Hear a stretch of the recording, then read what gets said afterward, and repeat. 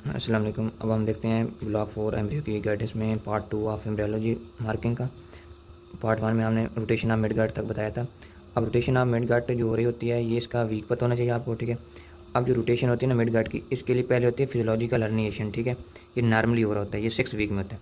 अब रोटेशन जो होती है ना वो कुछ तो फिजियोलॉजिकल हर्निएशन के दौरान हो जाती है और कुछ होती है जब वो हर्निएट के बाद वापस अपनी जगह पे आ जाता है। तो टोटल एंगल पता हो, हर्निएशन के दौरान कितनी होती है वो पता हो, और जब बैक आ जाता है फिर वो पता होना चाहिए, ठीक है। उसके बाद ये जो हर्निएशन है ये वापस कब होती है उसका मंथ पता हो, ठीक है।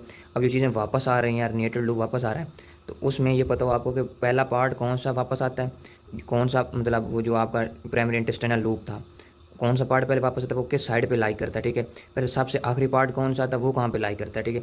ये सारी चीज़ें पता होनी चाहिए कि सीकल पार्ट कब अपेयर हुई थी, फिर ये last part to reenter the abdominal cavity, ये सारी चीज़ें उसमें लिखी हुई हैं, ठीक है। उसके बाद आप आ जाएँ अपेंडिक्स की।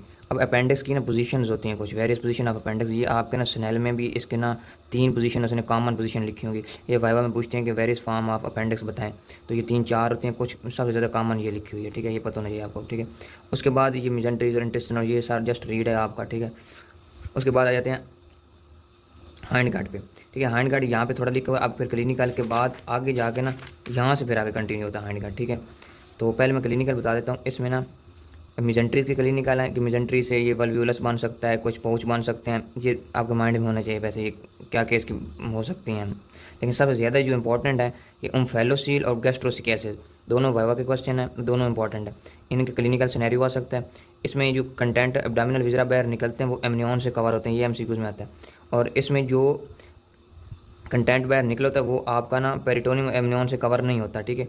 इनमें 2-3 बेसिक डिफरेंस है, वो आप निकाल लेना। फिर आता है वाइटिलाइन डक्ट की नॉर्मेलिटीज, ये भी बहुत इंपॉर्टेंट है। इसमें ना माइकल डाइवर्टिकुलम का ना वाइवा में क्वेश्चन आता है, और ये होती किस जगह पे, ये इलियम में होती है, ठीक है। इसका भी पता होना चाहिए।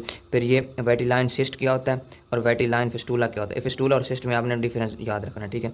फिर गार्ड रोटेशन के डिफेक्ट है, आपको पता है कि गार्ड रोटेशन जो हो रही है वो अब नॉर्मल हो तो लेफ्ट साइडेड पे भी हो सकती है, राइट साइडेड पे भी हो सकती है, तो ये लेफ्ट साइडेड कोलॉन, ठीक है, और राइट साइडेड भी लिखी होगी।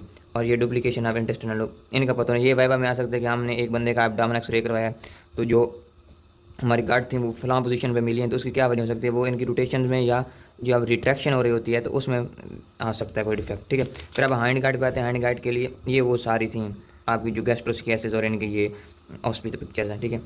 अब हाइंड गार्ड के लिए आते हैं। हाइंड गार्ड ये क्लिनिकल है, हाइंड गार्ड ये लिखी हुई है, उसके बाद फिर यहाँ स्टार्ट होती है, ठीक है। तो हाइंड गार्ड के लिए आपको पहले पता होना चाहिए कि जो क्लोए का है, इसमें ये यूरोरेक्टल सेप्टम ऐसे आके पेनिट्रेट करता है, इसके 2 पार्ट बन जाते हैं। जो पीछे वाला पोस्टीरियर पार्ट होता है ये होता है आपका, इधर लिखो एनोरेक्टल कनाल होती है, ठीक है, पोस्टीरियर रीजन। और जो आगे वाला पार्ट होता है ये होता है यूरोजेनिटल सैनल। फिर इससे भी अलग चीज़ें बनती हैं, इस आगे वाले पार्ट से अलग चीज़ें बनती हैं, वो सारी उसने चीज़ें बताई होंगी आपको इधर, ठीक है। ये यहाँ तक आपको बनता है। फिर इधर जो उसने एनोरेक्टल कनाल की डिटेल बताई, क्योंकि जीआईटी है तो उसमें ना उसने बताया कि जो एनोरेक्टल कनाल होती है उसमें एपिक्टीनियल लाइंस होती हैं, ठीक है। उस ऊपर वाली आर्टीरियल सप्लाई और होती है, नीचे और होती है। ये आपकी ना ग्रॉस एनाटॉमी में डिटेल से लिखा होगा कि पेक्टीनियल लाइन आपकी जीआईटी करनी है ना, उसमें ये आर्टरीज आपको ना समझ आ जाएंगी, ठीक है। कि ये आर्टरी छोटी छोटी आर्टरीज हैं, ये खुद इट सेल्फ किसी की ब्रांचेज होती हैं, ठीक है। तो ये पता होना चाहिए। उसके बाद ठीक है, उसके बाद फिर आना ये एबनॉर्मेलिटी, ये रेक्टो विजाइनल फेस्टूला या रेक्टो यूरेथ्रा। अब ये फेस्टूला होता है प्रॉपर एक कनेक्शन, ठीक है। अब रेक्टम का वजाइना के साथ या रेक्टम का यूरेथ्रा के साथ ये कनेक्शन है, तो इसमें जो फीसेस होते हैं वो फ्रंट वाले मतलब वजाइनल पार्ट से या यूरेथ्रल पार्ट से रिलीज हो रहे हैं बच्चे के। तो ये भी हम क्लिनिकल सिनेरियो में आ सकता है कि ये एबनॉर्मेलिटीज़ पाएगी, तो क्या वजह हो सकती है, ठीक है। उसके बाद इम्परफोरेट एनएस पूछते हैं। सबसे ज़्यादा इंपॉर्टेंट एबनॉर्मलिटीज़ ये जो एक इंग्लियोनिक मेगाकोलॉन या रिच प्रोंग डिजीज़ है, ठीक है। ये आपकी फिजियो में भी होगी, बहुत सी जगह पे आपको ये मिलेगी, तो इसकी डिटेल आपने अच्छे से पढ़ लेनी है, ठीक है। उसके बाद ये क्लीन यहाँ पे ख़त्म होता है चैप्टर। अब हम जाते हैं आपके रीनल वाले पे। इसके लिए आपको पता होना चाहिए कि जो आपका किडनी सिस्टम है उसके 3 पार्ट होते हैं, 3 तरह की किडनीज होते हैं। प्रोनेफ्रोज होते हैं, मीजोनेफ्रोज होते हैं, मेटानेफ्रोज होते हैं। प्रोनेफ्रोज और मीजोनेफ्रोज जो है ना ये तो बिल्कुल थोड़े से बनते ख़त्म ही हो जाते हैं, ठीक है। लेकिन जो मीजोनेफ्रोज हैं ये कुछ बनते हैं प्रॉपर, एक आपका वुमेन कैप्सूल बनेगा, ग्लोमेरुलस कैपिलरीज बनेंगे इस तरह करके, ठीक है। और वो कुछ ड्रेन भी हो रहे होंगे आगे, तो उसकी ना इधर उसने थोड़ी थोड़ी डिटेल बता दी है। ये दोनों आपने रीड करना, समझ लेना। लेकिन सबसे इंपॉर्टेंट जो है ना, बाकी ये जो पिक्चर मैंने आपको बताई, इस तरह की जो भी पिक्चर होगी ना वो आपने ओस्पी के लिए अच्छे से करनी है, छोड़नी नहीं है कोई भी इस तरह की। मेटानेफ्रोज जो होते हैं ये परमानेंट किडनी होते हैं, ये कौन से वीक में बनते हैं ये बताओ। फिर आपको पता है कि किडनी के अंदर 2 पार्ट होते हैं, एक ये है कि यहाँ पे ना वुमेन कैप्सूल है, ठीक है। उसके बाद तो ये आपको ग्लोमेरुलस कैपिलरीज है, फिर ये आपका ना प्रॉक्सिमल ट्यूब्यूल, ठीक है। फिर ये आपका descending loop of Henle ascending loop of Henle, ठीक है, और डिजिटल कन्वर्टर टू यूज, फिर ये कलेक्ट इस तरह। अब एक होता है आपका इधर एक्सक्रीटरी सिस्टम एक्सक्रीशन करनी है, उसकी डेवलपमेंट अलग होती है। और ये वाला जो आगे ये कलेक्टिंग टू यूज वाला सिस्टम है, ये होता है आपका कलेक्टिंग सिस्टम, जिन्हें कलेक्ट करना है। इसकी ये दो तरह की किडनी है, तो उनकी आपने ना बताना है कि कहाँ से बनाते हैं। कलेक्टिंग सिस्टम है तो ये यूटेरिक बार्ड से बनता है। यूटेरिक बार्ड खुद किससे बनते हैं ये पता हो। अब यूटेरिक बार्ड आगे पेनिट्रेट किसको करते हैं ये आपके ना ईजिली है, ये आप समझ लेंगे, ठीक है। ये जाके ना ये भी आई हुई थी ऑस्पी में, ये वाली भी आई हुई थी ऑस्पी की। ये तस्वीरें आपने करनी है, चले तो यहाँ तक। ये फिर आता है यूटेरिक बार्ड के ना डेरिवेटिव बता दें, तो ये उसने लाइन में 7-8 लिख दी, जो 4-5 बनते हैं वो बता दिए। ये जो रीनल पेल्विक मेजर माइनर ये वगैरह सारा कुछ, ठीक है। उसके बाद एक्सक्रीटरी सिस्टम आ गया। अब एक्सक्रीटरी सिस्टम के लिए ये जो पिक्चर्स खड़ी है नीचे, ये समझनी है आपने कि ये मेटानेफ्रिक टिश्यू कैप क्या होती है, ठीक है। उसके बाद आपका ये रीनल वेजिकल क्या होती है, फिर इसके बाद वो ग्लोमेरुला बन रहा है, फिर नेफ्रॉन बन रहे हैं, फिर वो ये सिंपल जब ये बन जाए तो उसके बाद ये आगे वाला जो सिस्टम है सारा वो इजीली सादा सा लिखो, ये कोई मुश्किल डेवलपमेंट नहीं है इसकी, ठीक है।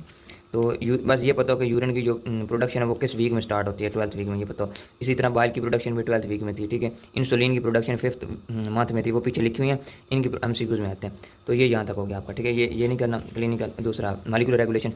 फिर आते हैं ये वाले क्लिनिकल, इसमें विलियम ट्यूमर्स, ये मेरे वाइवा में क्वेश्चन था विलियम ट्यूमर्स। इसमें उसने जीन ब्रार मेरिटीज पूछी हुई थी। उसके बाद उसने ना ये 3 कैरेक्टरिस्टिक पूछी होते हैं विलियम ट्यूमर्स के, एनारिडिया, गोनेडोब्लास्टोमा है और ये मेंटल रिटार्डेशन, ठीक है। उसके बाद ये वाला डैनी ड्रैश सिंड्रोम पढ़ लेना आप, ठीक है। बाकी ये रीनल डिस्प्ले ये रीड कर लेना आप।